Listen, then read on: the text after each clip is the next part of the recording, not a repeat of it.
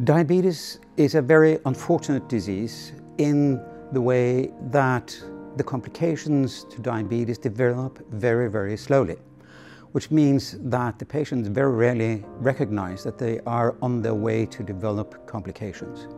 It takes years and years for the complications to develop.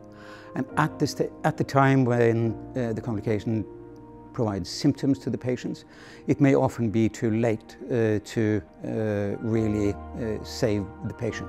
There are no real classical red flags in this.